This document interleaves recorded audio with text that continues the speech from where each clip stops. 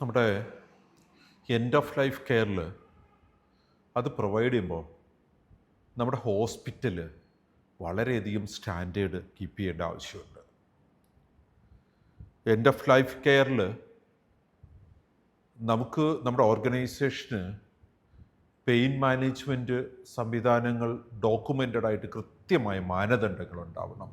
Rehabilitative and palliative care കൊടുക്കുന്ന കാര്യങ്ങളിലും ഏത് സ്റ്റേജിലാണ് അത് കൊടുക്കേണ്ടത്, അത് ഫാമിലിയുടെ വിഷസ്, പേഷ്യൻ്റെ വിഷസ് നമ്മൾ മനസ്സിലാക്കണം. അവരുടെ ആഗ്രഹത്തിന് ആനുപാതികമായിട്ടാണ് നമുക്കൊരു പാലിയേറ്റീവ് കെയർ, റീഹാബിലിറ്റേഷൻ കെയർ അല്ലെങ്കിൽ പെയിൻ മാനേജ്മെൻ്റ് ഒക്കെ ഡിസൈഡ് ചെയ്ത് എക്സിക്യൂട്ട് ചെയ്യേണ്ട, സർവീസ് പ്രൊവൈഡ് ചെയ്യേണ്ടത്. അതുപോലെ തന്നെ നമുക്ക് ഒരു ഓട്ടോപ്സിയിലേക്കോ അല്ലെങ്കിൽ ഓർഗൻ ഡൊണേഷനിലേക്കൊക്കെ പോകുമ്പോൾ വളരെ സെൻസിറ്റീവ് ഇഷ്യൂ ആണത്. ആ രീതിയിൽ കൈകാര്യം ചെയ്യണമെങ്കിൽ അതിന് കൃത്യമായ ഗൈഡ് ലൈൻസ് ഡോക്യുമെൻ്റ് ചെയ്ത് നമ്മുടെ ഒപ്പം ഉണ്ടാവണം. ഈ ഗൈഡ് ലൈൻസ് കൃത്യമായിട്ട് കീപ്പ് ചെയ്യണം. ആ സെൻസിറ്റീവ് ഇഷ്യൂസ് എങ്ങനെ ഹാൻഡിൽ ചെയ്യണമെന്നത്. പേഷ്യൻസിൻ്റെ ചില വാല്യൂസ് ഉണ്ട്, അവരുടെ തോട്ട് പ്രോസസ് ഉണ്ട്, അവരുടെ റിലീജിയൻ ഉണ്ട്, കൾച്ചറൽ പ്രിഫറൻസസ് ഉണ്ട്, അവരുടെ ഫാമിലിയുടെ കൺസേൺസ് ഉണ്ട്. അതിനെ നമുക്ക് അഡ്രസ്സ് ചെയ്യാൻ കഴിയണം.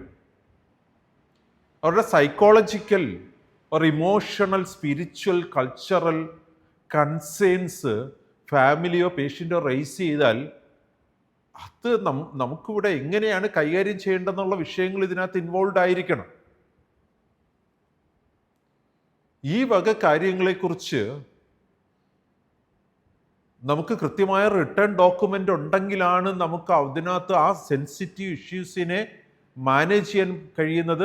അത് നമ്മുടെ നാട്ടിലെ നിയമങ്ങൾക്ക് അനുസൃതമായിരിക്കുകയും വേണം. നാഷണൽ, ഇൻ്റർനാഷണൽ ഗുഡ് പ്രാക്ടീസസ് ഉണ്ട് ഈ കാര്യങ്ങളിൽ. അതിനെക്കുറിച്ച് റിസർച്ച് നടത്തണം നമ്മുടെ ഹോസ്പിറ്റലിൽ.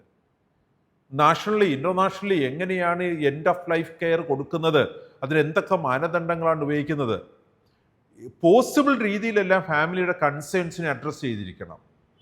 അല്ലെങ്കിൽ അതൊരു പാഷനേറ്റ് വേയിൽ അവരോട്ട് കമ്മ്യൂണിക്കേറ്റ് ചെയ്തിരിക്കണം. സോ COP 20 സ്റ്റാൻഡേർഡിൻ്റെ ഒബ്ജക്റ്റീവ് എലമെൻറ്റ് A കമ്മിറ്റ്മെൻ്റ് ആണ്, end of life care is provided in a consistent manner in the organisation. അത് ഡോക്യുമെൻ്റഡ് ആയിരിക്കണം.